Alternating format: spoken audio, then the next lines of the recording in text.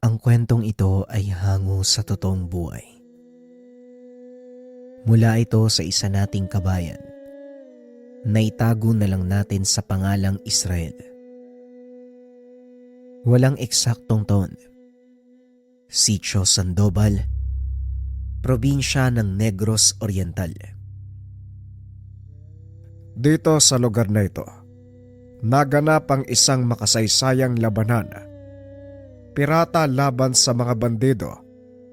Nang mga panahong iyon, naglabasan din ng malalakas na mga tao na may angking pambihirang kakayahan. Wika ni Mang Karyon. Saan lolo? Dito sa pantalang to? Tanong ni Israel. Oo, Israel. Bagaman moderno na ang lahat sa ngayon, makikita mo pa rin ang mga bakas, pati na rin ang palatandaan na magpapatunay na totoong dito sila tumira. Ano naman po yung mga palatandaan, lolo? Tignan mo sa gawing iyon, iho. Nakikita mo ba ang malaking rebulto? Yan si Delpin, o mas kilala sa tawag na Kadelpin. Siya ang kapitan del baryo sa lugar na ito. Ibig sabihin, dati ng pantalan ng Sitio Sandoval. Nasabi niyo rin po noon, mga pirata ang naninirahan sa lugar na to, di ba? Oo. 4 na malalakas na piratang nagtataglay ng kakaibang kakayahan. Nakatayo ang kanilang mga rebulto sa 4 na sulok ng sityo. Nakita mo na si Kadelpin dyan sa gawing silangan. Sa gawing kanlura naman ay si Eneos, sa ilaga ay si Nato, at sa tibog naman ay si Franco. Sila ho yung mga bayani, di ba? Yung palagi mong nababahagi sa akin noon. Teka lolo, bakit ang dami mong alam tungkol sa kanila? Sabihin na lang natin na po, tagahanga nila ako noong kabataan ko. Palagi din silang naibabahagi ng lolo ko eh. O siya, baka nag-aalala na ang tatay mo. Umuwi na tayo. Ito ang palaging binabahagi ni Tandang Karyon sa kanyang apong si Israel. Mali-mali na ang matanda, kaya naman sinasakyan na lang ito ng binata. Ngunit lingid sa kaalaman nito, totoo ang lahat ng kwento ni Mang Karyon. Si Israel mismo ang nakatuklas. Nang bata pa si Israel, madalas itong dinadala ng mga magulang sa probinsya upang magbakasyon. Kaya nagagawa nitong makinig sa mga kwento ng kanyang lolo Karyon. Ngunit hindi na kontento ang binata sa mga kwento. Nais nitong patunayan kung totoo ang lahat. Kaya nang magkaroon ng sariling trabaho, palagi na itong pumapasyal sa kanilang probinsya. Dinadala si Lolo Karyon sa mga lugar na noon ay sa kwento lamang ng matanda naririnig. Nang mga sandaling ito, nasa edad 20 na si Israel. Pumasyal sa kanilang probinsya para dalawin ang matanda. Sa kasamaang palad may nararamdaman na ito sa katawan, kaya hindi na pwedeng lumabas. Pasensya ka na, Israel. Hindi pwedeng lumabas ang lolo Karyon mo. Mahina na ang kanyang baga at baka makalanghap ng dumi sa paligid. Lalo lang lalala ang kanyang sitwasyon. Mas makakabuti kung ikaw na lang ang pumasok sa kanyang silid. Wika ng chewin, si Mang Fidel.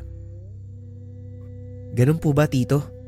O sige ho, ako na lang po yung papasok sa kwarto niya. Tugon ng binata.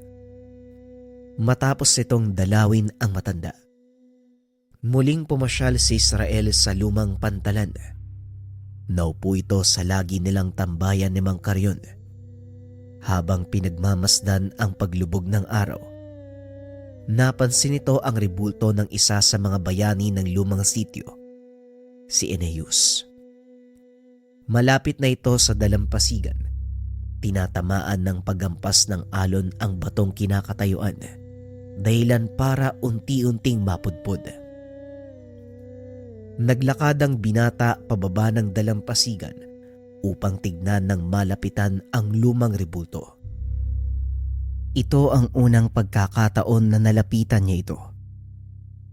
Simula nang ipasyal siya ni Lolo Carrion sa lugar na yun, 10 taon na ang nakakaraan.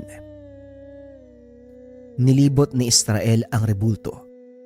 Tinignan ang kalagayan. Saktong arkeolohiya ang kinuwang kurso ng binata. Kaya naman mabilis itong natukoy ang edad ng rebulto.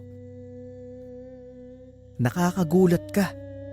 Daang taon ka na palang nakatayo sa lugar na to.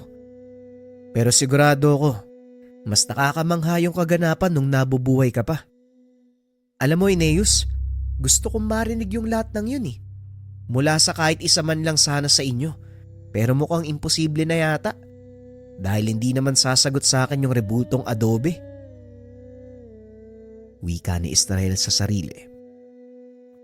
Ngunit halos mapatalon ito nang makita ang isang binatang nakaupo sa paanan ng rebulto. Merong pangkagat na bunga ng amorseko sa kanyang bibig. May nakapalupot na puting bandena sa leeg at may pulang telang nakatali sa noo. Kung titignan, masasabing hindi taga roon ng binata dahil sa itsura ng pananamit. Gusto mo bang malaman ng kwento ni Aeneas? Pati na rin ng iba pa. Kung ano man ang nangyari sa kanila. Halika, sumama ka sa bahay. Yung lola ko, siya yung higit na nakakaalam ng tungkol sa bagay na yan. Sila ng nanay niya ang naroon eh.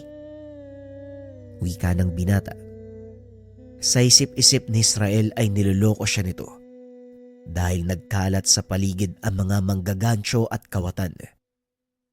Hindi nga, baka naman niloloko mo lang ako ha? Hindi kita niloloko. Kung ayaw mo, wala namang pilitan. Pero wala ding sisiyan. Wala nang ibang nakakaalam ng kwento matapos ang lumang digmaan. Huling digmaan? Pamilyar sa akin yung kwento na yan ah. Hindi ba yan yung huling laban ni Cadelpin sa mga bandido? Oo, yun nga. Teka, bakit alam mo yan? Kamag-anak ba kita? Kamag-anak? Ngayon nga lang kita nakita eh. Ano bang pangalan mo? At saka sino bang magulang mo? Ang pangalan ko ay Lolong. Apo ko sa tuhod ni Alisa at Untoy.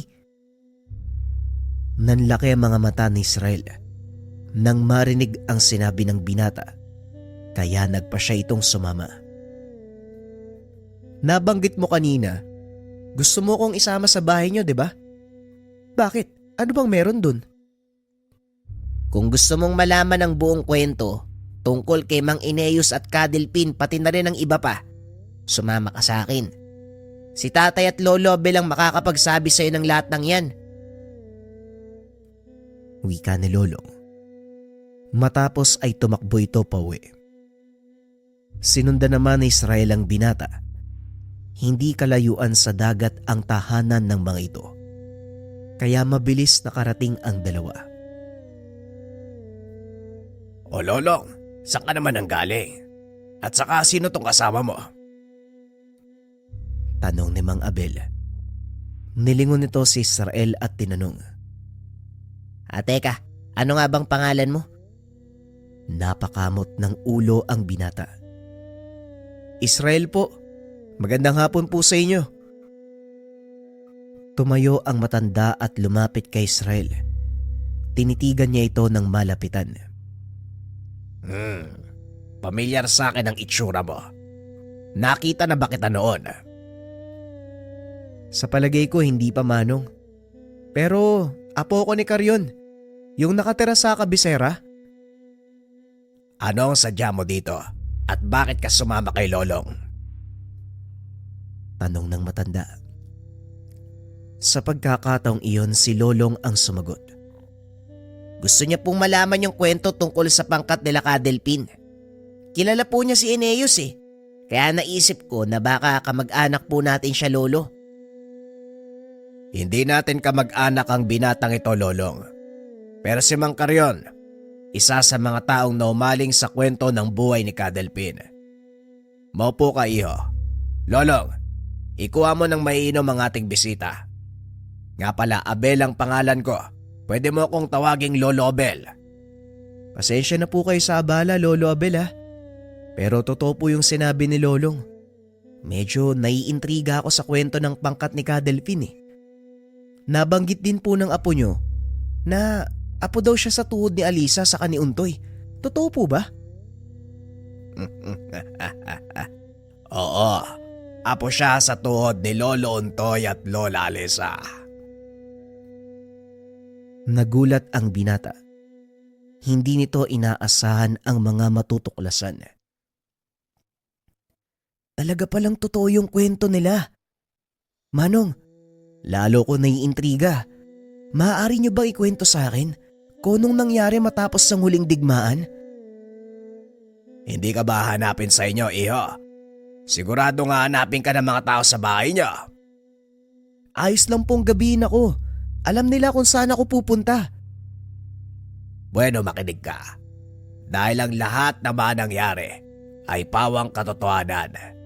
Itinago sa kaalaman ng mga taong nakatira dito sa baryo. Wika ng matanda. Nagsimula itong magkwento. Ang mga sumusunod na tagpo, ito ang kaganapan bago tuluyang namatay ang mag-asawang Untoy at Alisa. Nang mga panong ito ay nasa dapit hapon na ng kanilang buhay ang dalawa, isinuko ni Alisa ang pagiging gabunan upang magkaroon ito ng anak sa asawang si Untoy. Sa biyaya ng may kapal, nagkaroon sila ng 2 supling, isang babae at isang lalaki. Pinangalanan ni Untoy ang panganay na Amil at ang babae naman ay Anita. Namuhay ng mapayapa ang mag-anak hanggang sa sumapit sa 8 gulang ang dalawa. Mapayapa ng mga sandaling iyon sa baryo Sandoval, kaya naman hindi nila kailangan ng maraming mandirigma.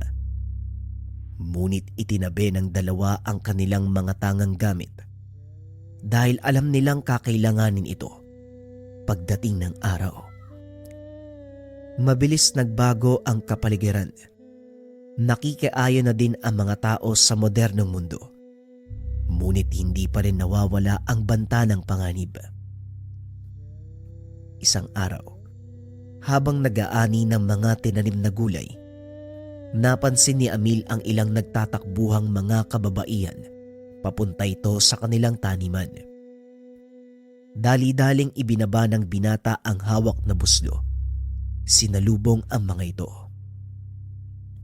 Pakiusap, tulungan niyo kami. May mga humahabol sa aming grupo ng kalalakihan eh. May dala silang mga baril. Wika ng isa sa mga kababaihan. Sandali lang, huminahon kayo. Huminga ka ng malalim. Ipaliwanag mo. At saka... Hindi na naituloy ni Amil ang sasabihin dahil natanaw nito ang ilang kalalakihang armado ng baril. Nandito na sila. Pakiusap, tulungan niyo kami. Wika ng dalaga. Saktong makapal na ang mga damo ng puno ng sitaw, kaya doon niya itinago ang mga babae. Maya-maya ay napadaan ang mga kalalakihan. Nagpatuloy lang sa ginagawa ang binata na parang walang alam sa nangyayari. May nakita ka bang dumaan ng pangkat ng kababaihan dito? Oho, nakita ko po sila. Pero hindi dito dumaan eh. Doon sa kabilang taniman. Tignan nyo, baka nagtatago sa mga damo. Salamat ah. O sige, mauna na kami. Wika ng lalaki. Matapos ay nagmamadali itong umalis. Nang makalayo na ang mga kalalakihan, dali-daling ipinuslit ng binata ang 4 na kababaihan. Dinala niya ito sa kanilang tahanan na labis namang ikinagulat ng ina. Amil, sino yung mga kasama mo? At bakit ang dudungis niyo? Tanong ng ina. Mangyari po kasi, Nay, hinahabol daw sila ng mga kalalakihan eh. Parang nasa panganib po eh. Kaya hindi na ako nagdalawang isip na dalhin sila dito. Tinulungan ko po sila. Ganun ba? O siya, pumasok kayo sa bahay ng makapagbihis. Kumain din kayo. Halatang pagod na pagod kayo at nagugutom. Anita, sunduin mo ang tatay mo sa bakahan. Sabihin mo may mga bisita tayo. Wika ng ginang. Dali-daling tumakbo ang dalagang anak papunta sa kinaroroonan ni Mang Untoy. Holy anak, bakit ka nagmamadali? Anong meron? Tanong ng Ginoo. May mga bisita po tayo, tay. Nangingi sila ng tulong kay Manong Amil. Pinapatawag po pala kay ni nanay. Wika ni Anita.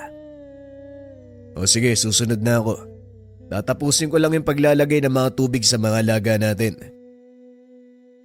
Matapos ang mga gawain, umuwi na rin si Mang Untoy. Nakita niya ang 4 na kababaihan sa kanilang sala.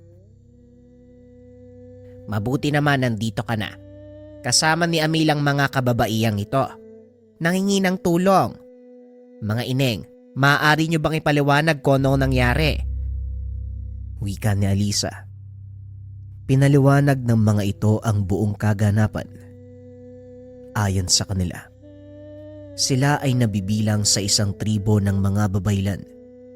Pinasok ng mga tulisan ang kanilang nayon. Dinukot ang mga ito. 4 lang silang nakatakas, kaya nagpasya ang mga ito na humingi ng tulong sa kabayanan. Tinanong din ni Untoy ang mga ito kung ano ang ginagawa ng mga kagaya nilang nauhuli. Ayon sa isang babae, dinadala sa isang lugar upang ipagbili sa mga dayuhan. Naawa si Aling Alisa sa mga ito. Kaso nga lang wala siyang magagawa kung hindi sasang-ayon si Mang Untoy. Nag-usap ang mag-asawa kasama ang panganay na si Amil. Tapos na tayo sa pakikipaglaban, Alisa. Ayoko nang masangkot pa tayo sa kaguluhan. Nananahimik na ang pamilya natin. Wika ni Mang Untoy. Pero Untoy, hindi mo ba nakikita ang mga pangyayari? Nakatadhana sa atin ang pagtulong sa iba. At kahit anong pag-iwas ang gawin mo, wala tayong magagawa. Nakabuntot sa ating buhay ang tungkulin. Iba na ang panahon ngayon, Alisa. May mga anak na tayo at merong pinoprotekta ang buhay. Ayokong isong ang mga bata sa naging buhay natin noon. Muling wika ni Untoy. Hindi nagsasalita si Amil. Tinititigan lang nito ang mga magulang habang nag-uusap.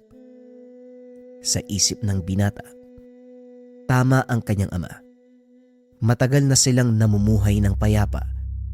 Walang sino man ang gumagambala sa kanilang baryo. Ngunit napagtanto din ito ang sinabi ng ina. Kakibat na ng kanilang buhay ang pagtulong sa kapwa. Habang nag-uusap ang mag-asawa, narinig ni Amil na may kausap sa labas ng bahay ang kapatid na si Anita. Nang tignan niya kung sino ang mga ito, laking gulat ng binata dahil ito ang mga kalalakihang humahabol sa tinulungan niyang babae. Iniwan nito ang nagtatalong mga magulang upang puntahan ng kapatid. Hindi naman ito napansin ng dalawa dahil abala sa pakikipagdiskusyon. Magandang umaga po. Kayo po yung naghahanap sa mga babae, di ba? Nakita niyo po ba sila? Tanong ni Amil. Siniko nito si Anita na kagad namang naintindihan ng dalaga. Sige ho, si Manong Amil na ang bahala sa inyo. Babalik na po ako sa aking gawain. Tugon ni Anita. Hindi namin sila natagpuan. Pero may nakapagsabi, nakita ka nila eh. May kasamang 4 na babae. Pumasok sila sa bakuran nyo.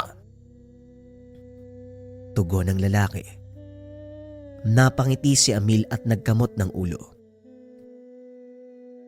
Kanino po ba kayo nagtanong? Pasensya na ho kayo ha. Hindi naman sa sinasabi kong mahilig kayong magpaniwala. Pero kayo na po mismo ang patunay. Tumuloy po kayo. Tignan kung may makikita kayo mga babae sa loob ng bahay. Tara, pasok po kayo. Wika ni Amil. Sabay postura na parang pinapapasok ang mga kalalakian. Hindi na. Salamat na lang at pasensya sa abala. Kung sakaling may mapadaan dito, ipagbigay mo alam kagad sa bayan. Mapanganib ang mga babaeng yon. Gulo ang dala nila sa baryo kung sakaling mapadpad sila dito. Gulo? Pwede ko po bang malaman kung bakit ganun na lang yung kagustuhan nyo na mahuli ang mga sinasabi niyong babae? At saka, ano po bang itsura ng mga yun? Baka sakaling makita ko, di makilala ko kagad sila. Pilit kumukuha ng impormasyon ng binata para malaman ang totoong dahilan kung bakit hinahabol ng mga ito ang 4 na babae. Sila ay mga mag-aaral ng isang mambabarang sa kabilang nayon. Marami nang napinsala ang kanilang maestra. Ngunit nahuli na namin ito kasama ang ilan pang mga kagaya nila. Sa kasamaang palad, nakapuslit ang 4 at sila ang nagpapakalat-kalat. Malamang nasa bayan eh. Mag-iingat kayo at sa oras na makita nyo sila, ipagbigay alam nyo sa mga tanod. Wika ng lalaki. Halata sa pananalita nito. Wala siyang alam na si Mang Untoy, ang kasalukuyang kapitan del baryo ng lugar.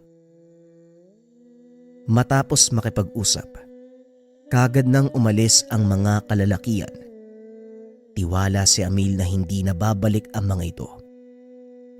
Ngunit pagsapit ng gabi, habang naghahapunan, laking gulat ng binata dahil merong kumatok sa pintuan. Isa sa mga kagawad ng kanyang ama.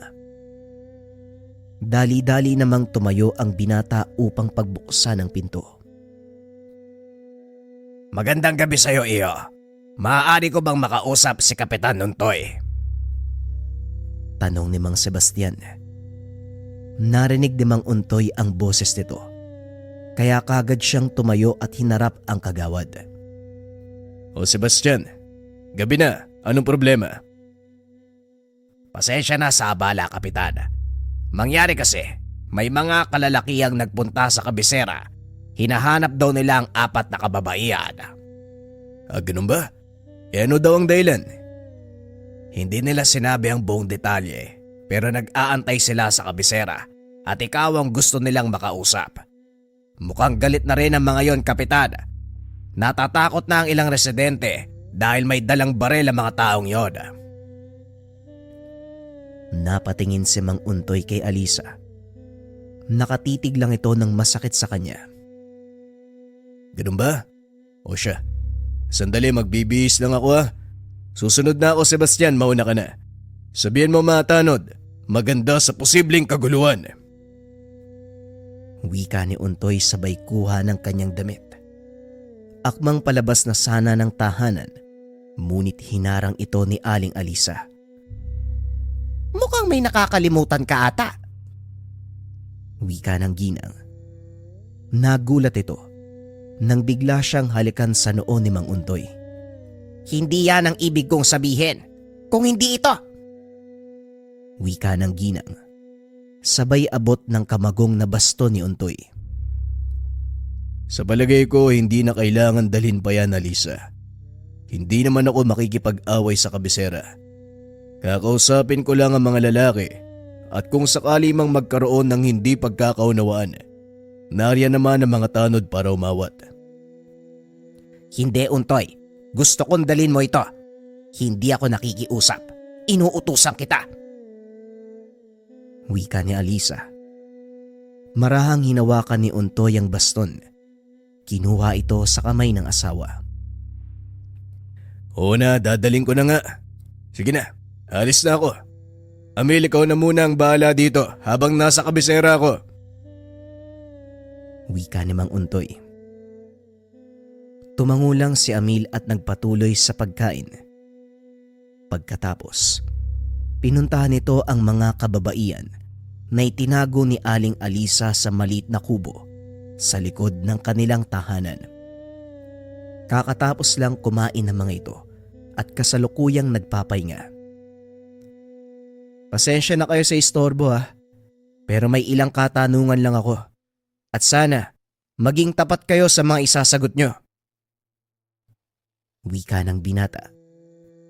Tinanong nito ang pangalan ng mga kababaihan, ngunit isa lang ang nagsalita sa kanila. Ako na ang magsasalita para sa aming pangkat. Ang pangalan ko ay Limay. Wika ng isa sa mga babae. Kahit sino sa inyo, ang importante, masagot ang mga katanungan ko. Kaligtasan naming mag-anak ang nakasalalay dito. Gusto ko malaman ang katotohanan. Bakit gano'n na lang ang pagnanais ng mga grupo na mahuli kayo? Ano ba talagang kasalanan nyo sa kanila? Kagaya ng sinabi ko sa'yo, kami ay mga babay lang alabay. Pinasok ng mga kalalakiyang yun ang nayo namin. Hinuli ang lahat ng mga kasama ko, kasama ang aming guro. Kaming 4 lang ang nakaligtas. Nakausap ko mga kalalakiyang naghahanap sa inyo. Nagbigay sila ng babala. Mga mambabarang daw kayo eh. Totoo ba yun? Kaming mga babaylan, may kaalaman sa halos lahat ng karunungan ng kalikasan, lalong-lalo na sa barang, pero ginagamit namin yan sa panggagamot. Tugon ng dalaga. Naging maganda ang takbo ng usapan matapos nun.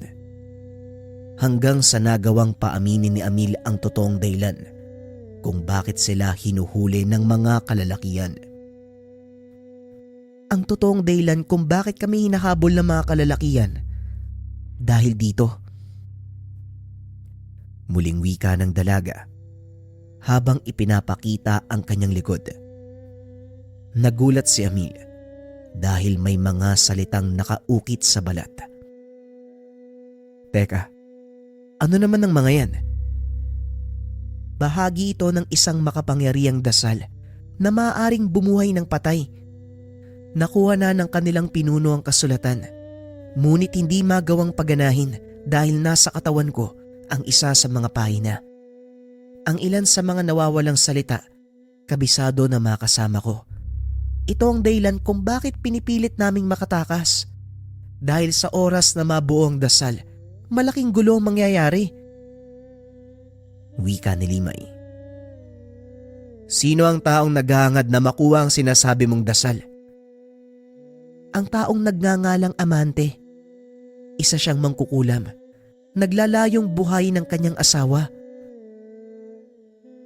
Bakit naman ito hahangarin na mabuhay ang isang taong namayapa na? Ang mag-asawang Amante at Crisalda, kilala bilang malakas na mangkukulam sa bayan na pinagmula namin. Isinumpa ng aming guru si Criselda dahil sa panggagambala niya sa mga tao. Ngunit kalaunan, hindi kinaya ng kanyang katawan ng sumpa. Tuluyan itong bumigay at namatay.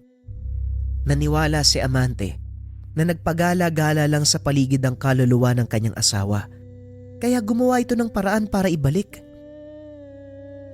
Pagpapaliwanag ni Limay, dagdag pa nito, kaya nila pinaghiwalay ang pahina ng aklat ng dasal. Dahil sa oras na gamitin ito ni Amante, hindi lang kaluluwa ng kanyang asawa ang maaaring pabalikin. Posible ding sumama ang mga lagalag na kaluluwa. At kung hindi maaagapan, maaaring makatawag pa ng demonyo ang mga ito. Samantala, sa panig naman ni Mang Untoy, nakikipag-usap ito sa mga kalalakihan na ikwento ang bersyon ng kanilang kwento. Ayon naman sa mga ito, ang 4 na kababaihang hinahabol nila, mga mambabarang na pumatay ng napakaraming kabataan sa kanilang lugar, inaalay sa sinasabi nilang diwata, nagpapakilalang manunugis ang mga ito at sinabing binayaran sila upang tugisin ang 4 na kababaihan. Kung ganon, delikado pala ang mga kababaihang ito. Sa ngayon, wala pa naman akong nakikitang kalintulad ng mga sinabi nyo. Pero sa oras na may malaman ako, ipagbibigay alam ko kagad. Wika ni Mang Untoy. Matapos ay nagpaalam na ito. Gabi na ng mga oras na yun, mag-isang naglakad sa daan. Alam niyang walang tiwala ang mga kalalakihan sa sinabi. Hindi rin malayo na masundan siya ng mga ito. Hindi nga nagkamali ang Ginoo. Dahil ilang metro bago siya makarating sa tahanan, naramdaman nito ang mga yabag sa kanyang likuran. Huminto sa paglalakad ang Ginoo. Lumingon para makita kung sino ang nakasunod. Ngunit sa kasamaang palad, bigla siyang dinamba ng isang hindi kilalang lalaki na siya namang malaking pagkakamali. Mahabang panahon na ang nakalipas nang muling makipaglaban si Mang Untoy. Ngunit nanatiling sariwa sa isipan nito ang lahat ng mga natutunan sa mga guro. Gamit ang dalang baston, pinalo nito sa ulo ang lalaki, dahilan para mawalan ng malay. Akmang lalapitan pa sana ito ng Ginoo, nang bigla namang lumabas ang isa pang lalaki. Inundayan ng sipa ni Mang Untoy. Naglabas ng itak ang lalaking iyon. Sinugod ang Ginoo. Ngunit laking gulat nito nang biglang may kamaong tumama sa kanyang muka. "Tatay, ayos ka lang ba? Hindi mapagkakatiwalaan ng mga taong nakausap mo sa kabisera.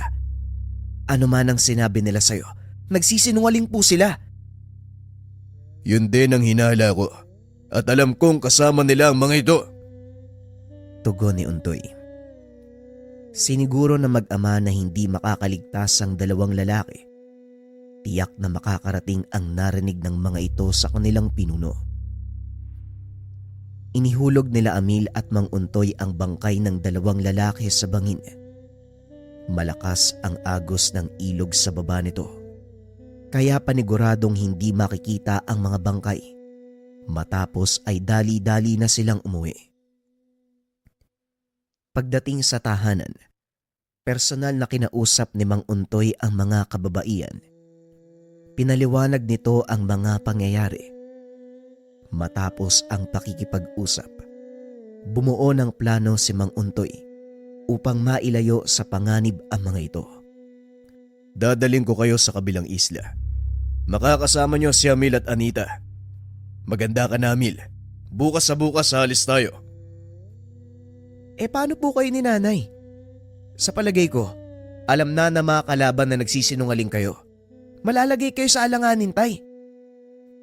Alam mo kung ano ang kaya naming gawin ng iyong ina. Kaya wag mo kaming alalahanin, Amil. Iniaatang ko sa balikat mo ngayon ang kaligtasan ng mga kababaiyang ito. Nariyan naman si Anita upang tumulong. Ikaw na ang bahala sa kanya. Wika ni Mang Untoy. Bagaman nag-aalala, wala nang nagawa ang binata kung hindi sumunod sa pinag-uutos ng ama. Madaling araw pa lang ay nagsimula ng maganda ang binata. Isinakay nito ang mga kababaihan sa bangka. Itinawid sa karatig pulo. Anong meron sa lugar na pupuntahan natin, Amil? Nakakasiguro ka bang ligtas tayo doon? Paano ang mga magulang mo? Tanong ni Limay. Ang islang pupuntahan natin, dating kanlungan ng pangkat nila tatay. Doon nagtatago sina Delphine at ang mga kasama nito noong aktibo pa sila sa pamimirata. Wika ni Amelia. Teka, pirata ang mga magulang mo? Hindi ko pala naikwento sa'yo. Oo, parang gano'n na nga eh. Pero yung mga kayamanang napipirata nila mula sa mga sakim na tao, ibinabahagi nila sa mahihirap at ito ang dahilan kung bakit unti-unting umuunlad ang Sitio Sandoval.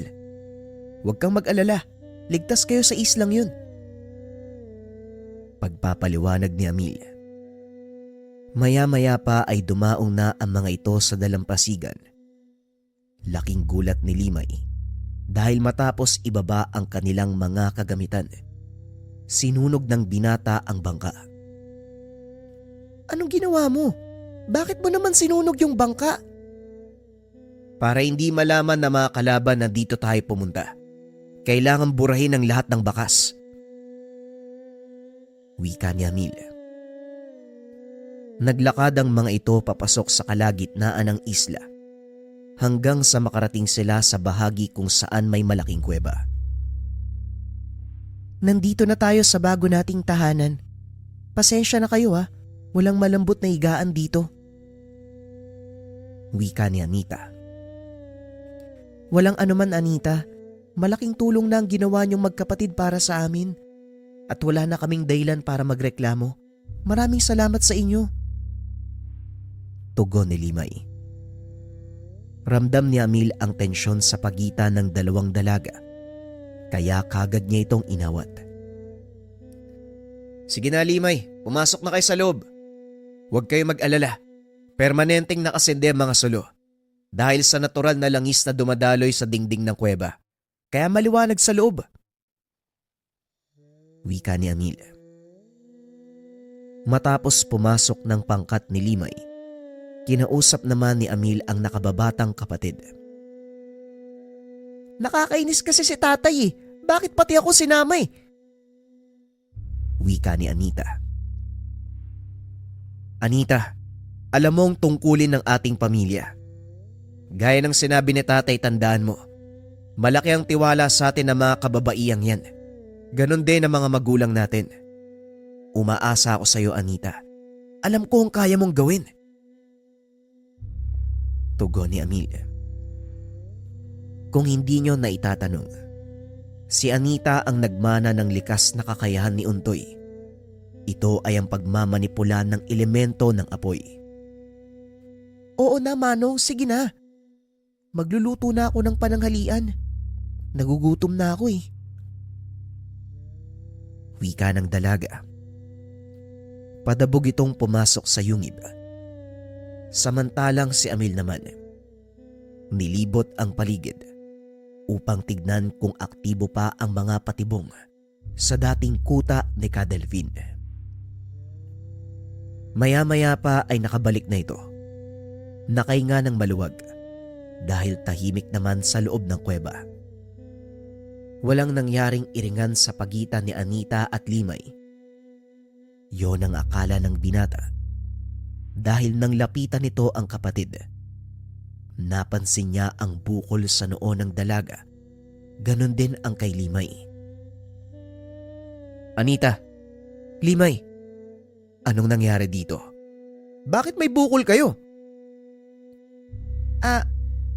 Nadulas kasi ko. Sinaloko ni Anita. Kaya nagkaumpugan kami. Di ba, Anita? Di ba mga kasama? Wika ni Limay. Oo, tama ang sinabi ni Limay. Paano kasi mangmang eh. Hindi tinitignan yung daanan. Wika ni Anita.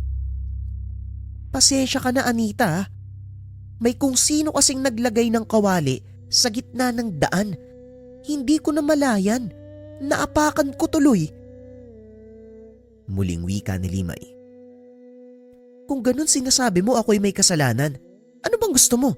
Ano, doon tayo sa labas? Wika ni Anita. Napakamot na lang ng ulo si Amil. Tinitigan ang kapatid. Biglang nanigas ang katawan nito at napaupo.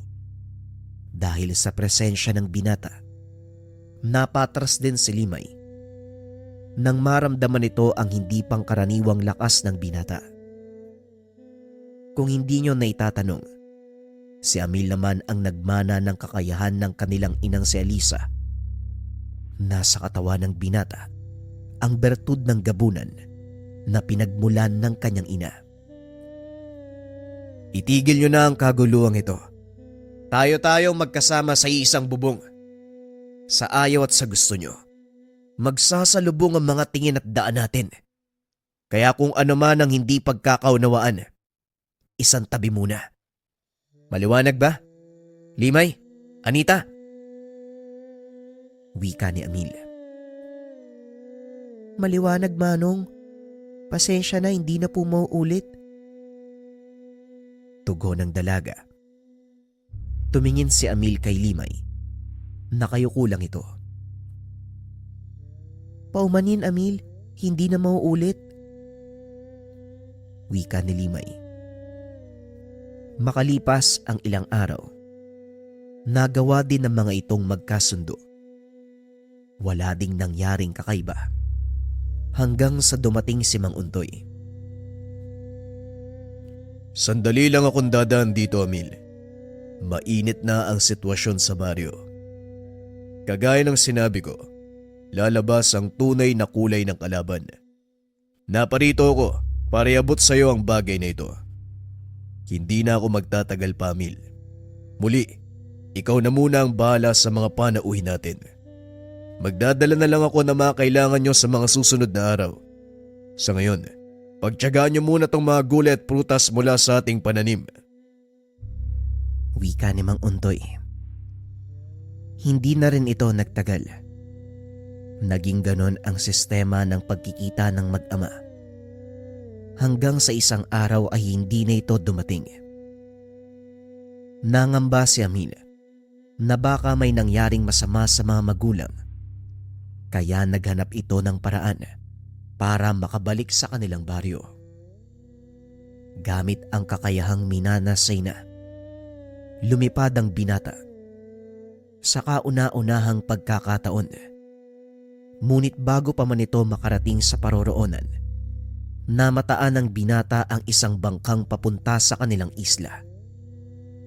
Gabi na ng mga sandaling iyon. Bahagyang bumaba si Amil para makita kung sino ang lula ng bangka.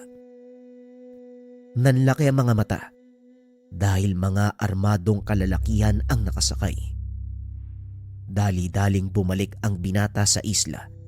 Binalaan ang mga kasama. Sa palagay ko, hindi na natin kailangan umalis sa kinaroroonan natin, Manong. Protektado ng mga patibong ang paligid ng kuweba. Sa dalampasigan pa lang, kung hindi mag-iingat ang mga papasok, siguradong mamamatay sila. Wika ni Anita. Tama ka. Pero sikapin pa rin nating huwag tayong magpakita sa mga taong paparating. Delikado. May mga dala silang baril. Hindi ko alam kung kaya ba nating sagupain ang mga yon. Magtiwala ka sa kakayahan mo, Manong. Ikaw tong nagmana ng dugo ni nanay. Sayang naman ang pagiging gabunan mo kung hindi mo rin gagamitin. Ako nga, bala ko munang makipaglaro sa kanila eh. Basta mag-iingat ka. Sige na, babalik na ako sa dalampasigan para salubungin sila. Pagdating nito sa dalampasigan, saktong nakadaong na ang bangka. Naganda na din ang mga kalalakihan para maglakad papasok sa isla. Tumigil kayo! Hanggang dyan lang kayo! Wika ni Amil. Nagulat ang mga kalalakihan nang makita si Amil na nakatayo sa kanilang harapan. Walang pagdadalawang isip na pinaputukan ng mga ito ang binata. Kaso nga lang walang epekto ang kanilang mga bala sa malakas na pangontra ni Amil. Sinugod niya ang mga ito. Pinagsusuntok. Akmang babalik na sana sa bangka ang ilan nang bigla itong matupok. Sa tingin nyo, makakalis pa kayo ng buhay sa islang to? Diyan kayo nagkakamali. Wika ni Anita. Walang natirang buhay sa mga kalalakihan, kaya naman nakampante ang mga ito na hindi na babalik pa ang mga kalaban. Ilang araw ang lumipas. Dumating si Mang Untoy kasama si Aling Alisa.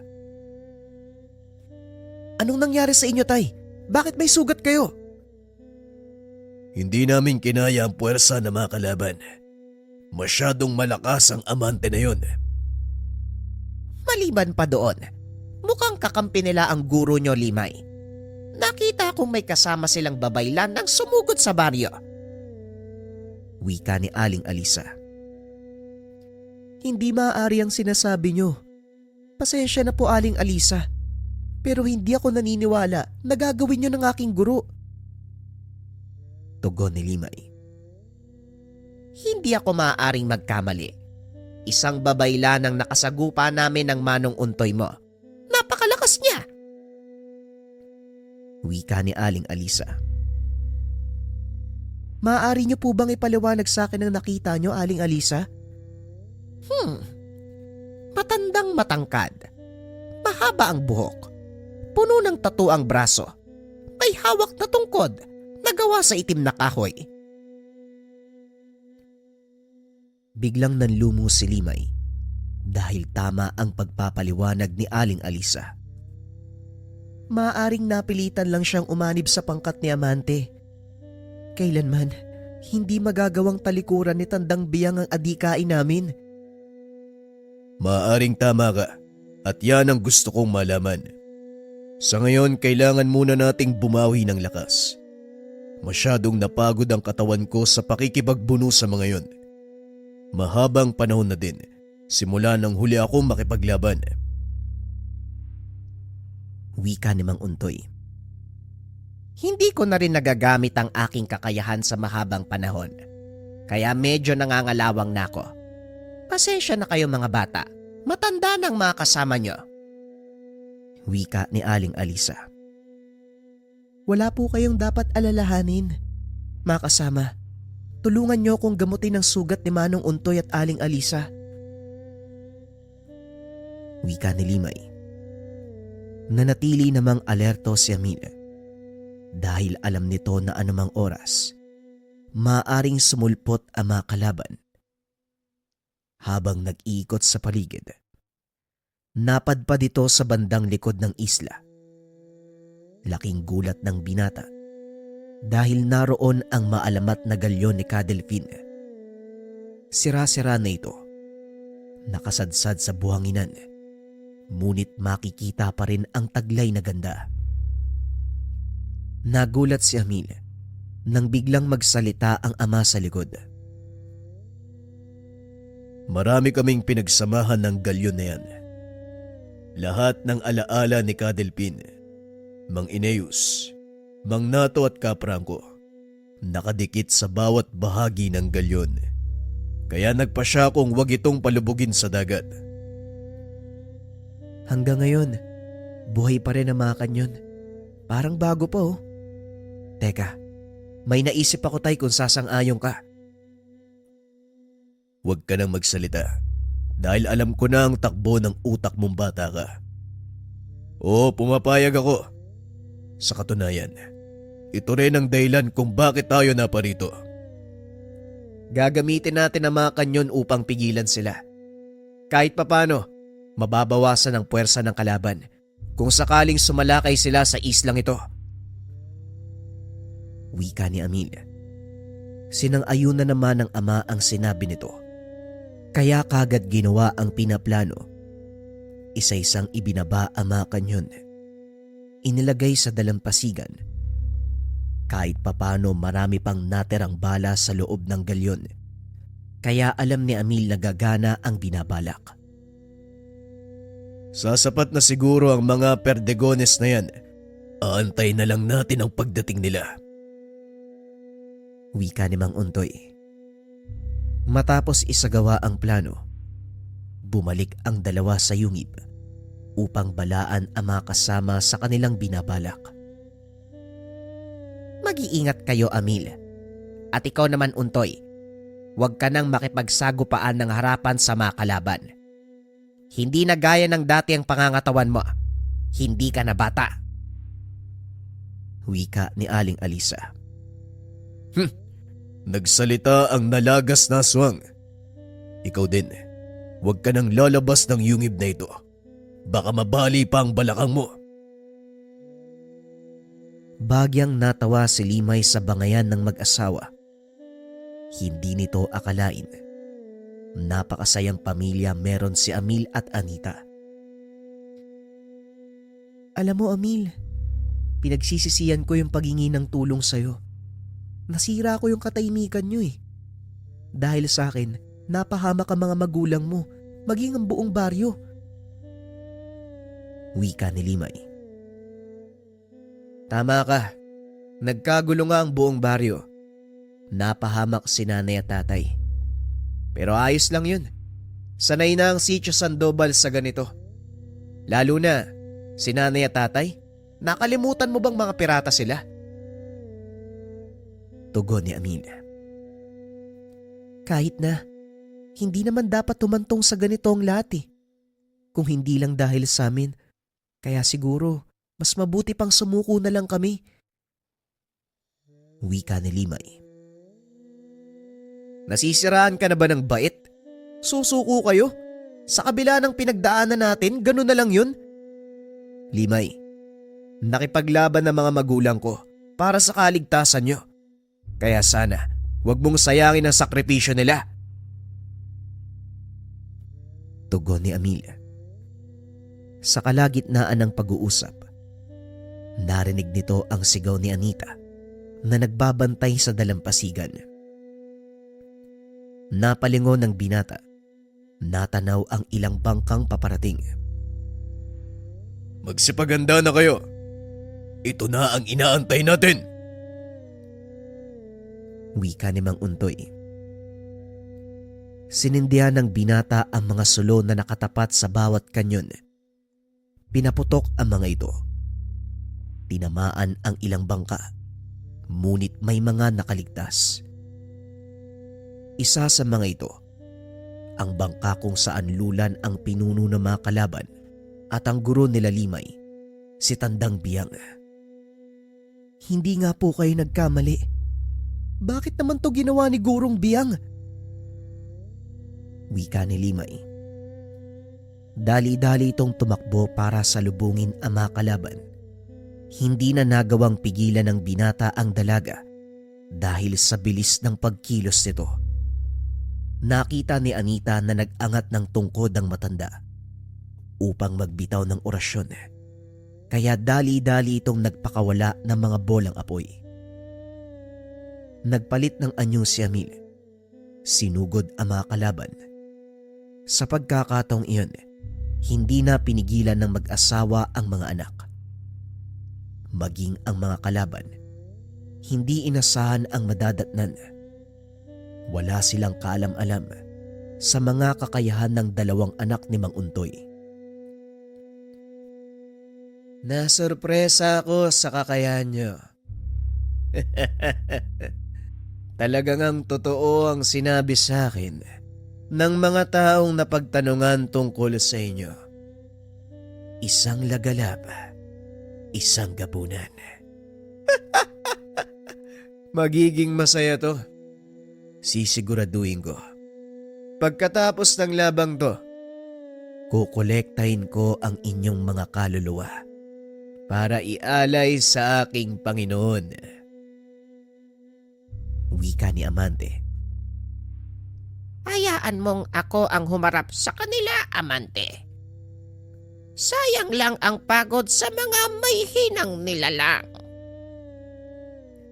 Wika ni Tandang Biyang. Tumigil na kayo, guro. Hindi ito ang totoo nating layunin. Nagising lang ako sa katotohanan.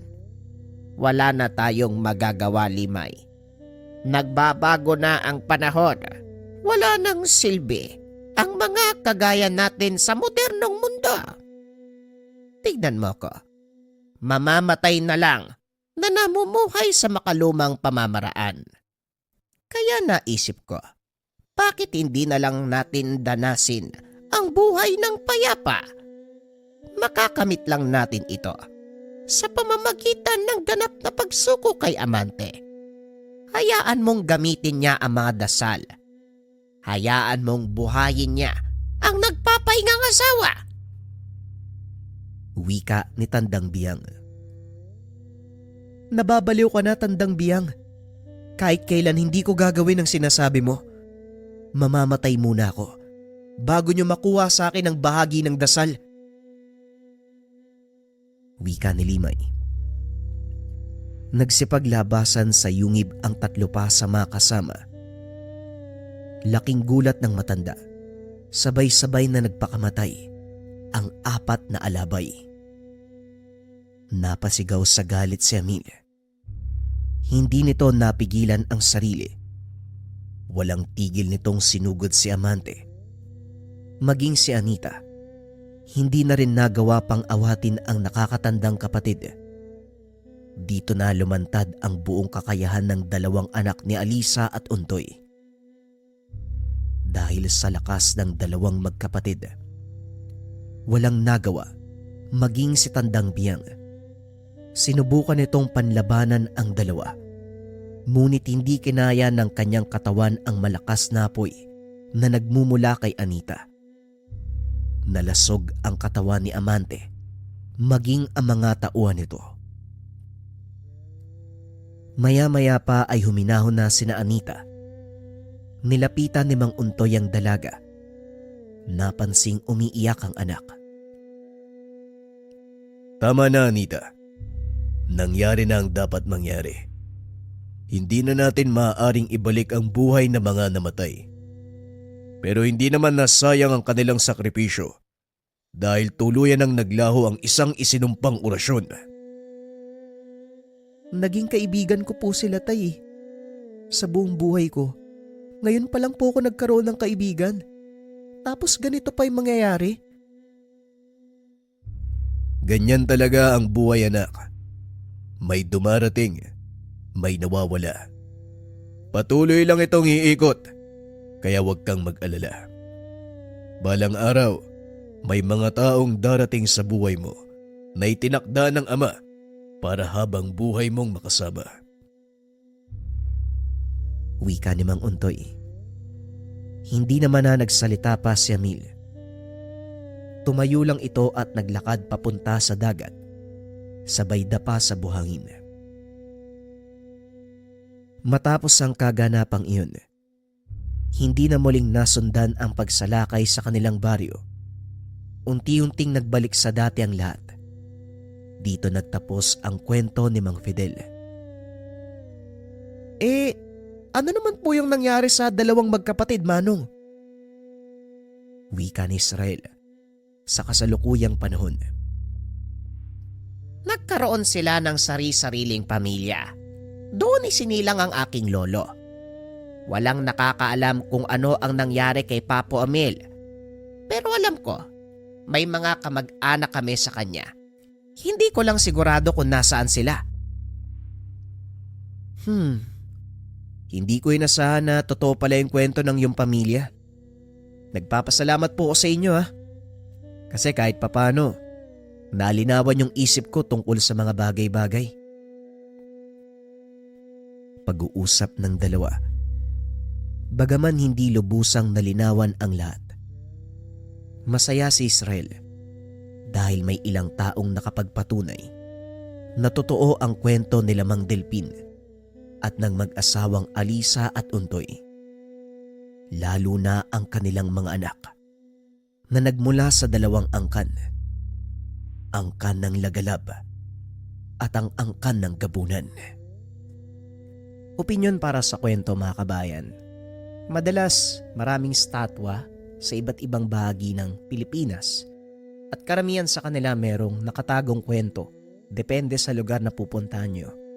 Etong mga kwento na to, hindi natin mababasa sa libro, mga kabayan. Ang tanging nakakaalam nito, yung mga lokal doon sa lugar. Naalala ko minsan nag-hiking kami. Doon sa taas ng bundok, merong statwa ng bata, tapos meron siyang hawak na punyal. Ang sabi ng lokal doon, yung bata na yon bayani ng baryo nila.